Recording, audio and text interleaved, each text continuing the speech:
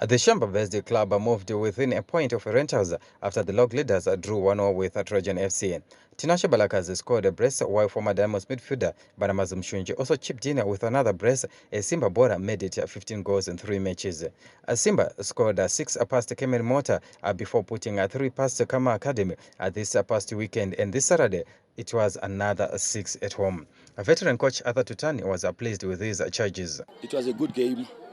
Both teams played well. But we played well because we managed to score more goals.